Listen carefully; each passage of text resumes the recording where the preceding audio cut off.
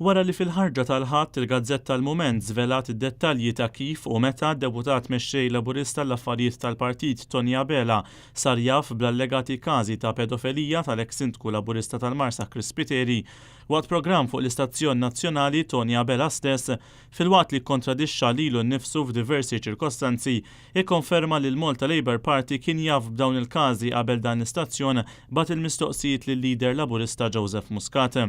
Fil-bidu tal-kollegament telefoniku mal-Istazzjon Nazzjonali, Tony Abela ċaħat l-istorja tal-Mument li fost l-oħrajn tispjega kif il-Labour sar jaf b'dawn il-każi permezz ta' Tony Abela f'April li għadda 6 xhur ilu, meta xi persuni ltaqgħu miegħu fi stabbiliment f'Ħattart fejn infurmawh b'dawn il-każi u talbu l-Labour jieħu azzjoni kontra Chris Spiteri.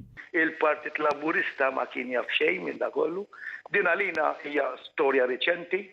Imma l-investigazzjonijiet tagħkom għamiltuhom issa dwar. U mhux hekk, morna l-qorti meta kellna l-ewwel ħier ta' dina. Meta kellkom l-ewwel? L-ewwel ħier xi riċenti. Iżda ftit tal-minuti wara d-Deputy Leader Laburista jikkonferma li d-dettalji li tat il-Gazzetta il-Mument kienu korretti. U l-persuna li ġiet tkellimna mhux jitkellem li jitkellem. Sorsi li tkellmu ma' dan l-istazzjon iżda qalu li la darba Tony Abela li okkupa kariga għolja fit-tmexxija tal-Malta Labour Party kien infurmat b'dawn il-każi, allura l-amministrazzjoni Laburista kollha kienet infurmata b'dak kollu li kienet iseħħ. Fuq TVM Tony Abela qal ukoll li meta ġie infurmat bil-każ li baqa' jinsisti li kien riċentament iżda ma tax tagħti mar il-qorti biex jinvestiga. Mort il-qorti, rid nagħmel ir-riċerki tiegħi ħannakux vera. U ftit tal-ħin wara ammetta li kien ilu jaf bil-każ għax xahar wara l-ieħor kien imur il-qorti jiċċekkja dwaru. U kull xahar kont immur il-qorti nqabbad in-nies jagħmluli update ħannara ħarid xi ħaġa. Ironikament Tony Abela li hu responsabbli mill-Kunsilli Lokali fih dan il-Malta Labour Party mhux biss ma refax ir-responsabilità iżda anke ma ħa l-ebda azzjoni kontra Chris Spiteri meta sar jaf bil-każi. Al kontrarju skont Tony Abela kellu jkun il-Partit Nazzjonalista li jaġixxi f'dan il-każ. L-informazzjoni kienet ilha f'idej il-Partit Nazzjonalista.